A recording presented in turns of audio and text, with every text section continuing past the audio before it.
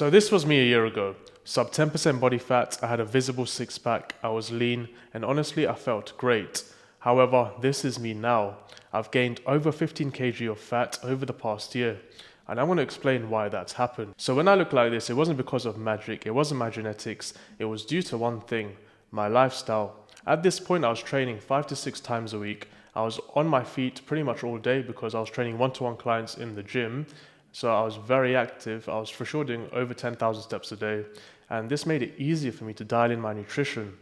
Now, since then, my lifestyle and priorities have changed. So I'm now focusing a lot more on my online business, which means I'm sitting down a lot more. So I'm less active and I'm training less. So I'm training around 3 to 4 times a week. And my nutrition has also slipped. So I'm gone from being very active to being very sedentary quite fast. And the result is that I've put on quite a bit of fat. Now, the reason I'm making this video is because I know a lot of you watching can relate to this.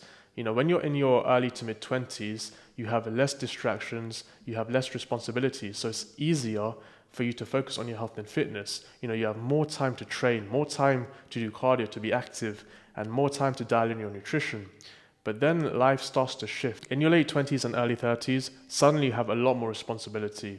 Your workload may have ramped up. You know, you may have started a family, which means that you have more stress, you have less sleep, and overall life just becomes a lot more hectic and you have less time. Because of that, you end up gaining weight pretty fast. And you may think your metabolism is slowing down as you get older, but it's not your metabolism that has changed, it's your lifestyle and your priorities.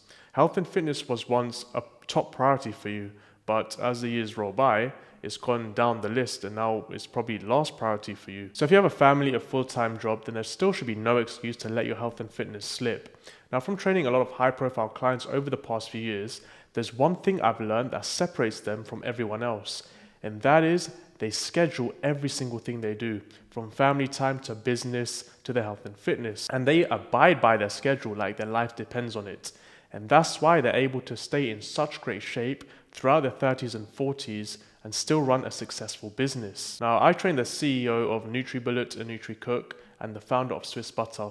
And let me tell you, these guys' schedule is super packed, but they just get the job done. They schedule in their health, their fitness, their training, their diet, their cardio, and they stick to it pretty much 90 to 95% of the time.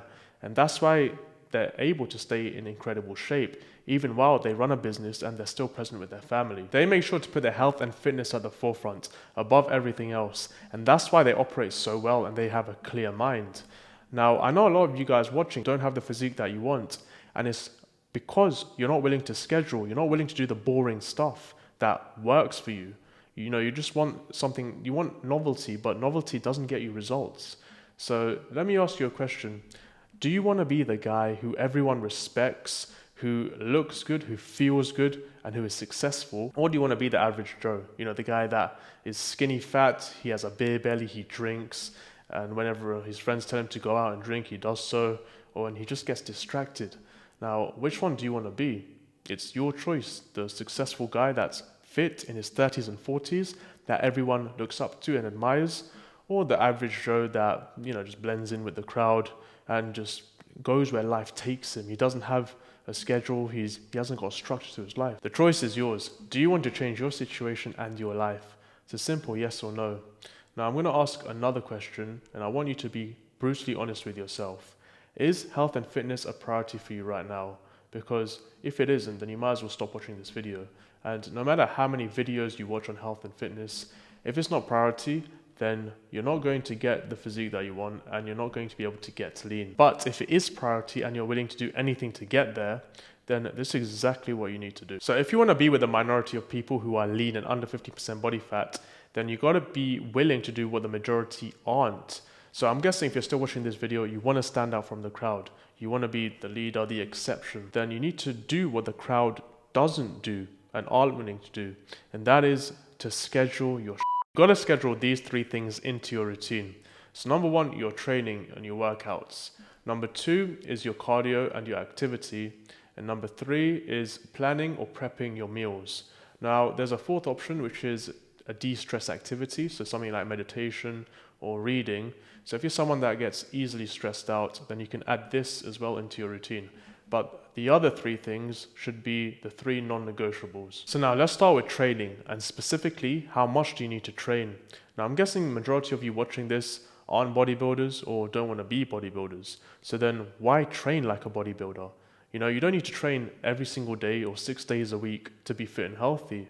3 to 4 times a week will be enough. And schedule your time, so train just only on the weekdays. So either Monday, Wednesday, Friday, or Monday, Tuesday, Thursday, Friday. Take the weekends off. Spend more time with your family, or catch up on some work if you need to. During the week, you're in routine. It's much easier for you to hit the gym. So that's why I say schedule your time and your training for just during the week. Now, what time should you train? Well, from my experience, mornings before work is always best. If you leave training for later in the evening, then there's a higher chance you won't go, because after work, you'll be more tired, you'll be more stressed out, your family may need you, something may come up, there'll be just more distractions, so there'll be more of an excuse for you not to go. And you may just be thinking about it all day long, should I go, should I not go? All of that thinking will just get you tired, and ultimately you just won't end up going. So it's best if you go in the morning, because in the morning you have more energy, you're more motivated, there's less distractions, it's just an easier time for you to work out. And that's why I say to prioritize your health and fitness first thing in the morning. Just get to the gym and do your workout. Remember, always show up for yourself before you show up for anyone else. Now let's talk about the daily steps and the movement. So there are 3 golden opportunities for you to be active. Either in the morning after your workout, you're already in the gym, so you may as well just add 30 minutes on the treadmill, or during your lunch break at work, or for an evening stroll before or after dinner with your family, or just listening to a podcast. Pick 2 of these opportunities, walk for 30 minutes each, and you'll have done 5 to 10,000 steps. And that'll be your daily movement. And I would also suggest to get up and move whenever you can during the day. Don't be lazy. If that means parking further away from the gym and walking to the gym, do that. If that means taking the stairs instead of the elevator, do that. There's plenty of opportunities for you to walk.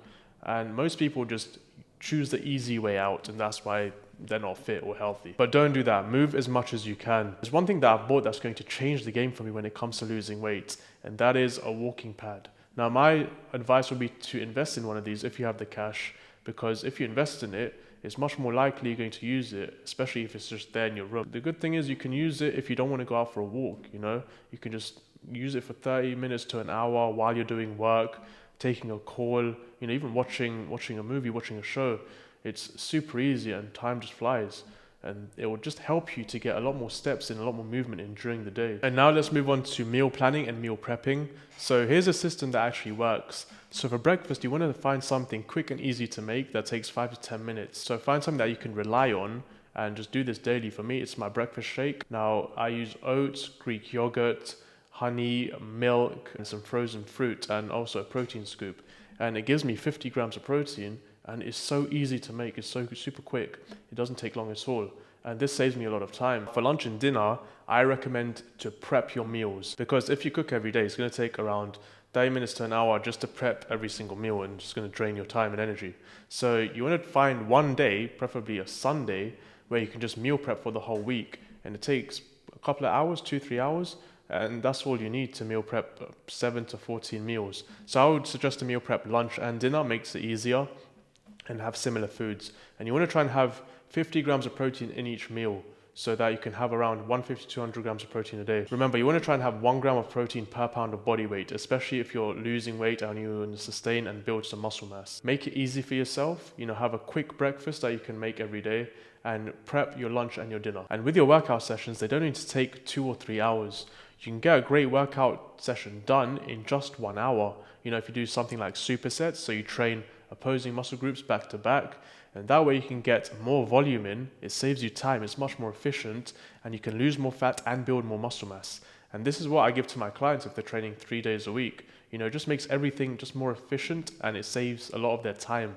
So don't think that you need to train 2-3 hours. You can get a great workout session done in just 1 hour. So altogether, with this routine of training, doing your steps, activity, meal prepping, it will take around 12 to 15 hours a week. Now, there are 168 hours in a week, so that's less than 10% of your time.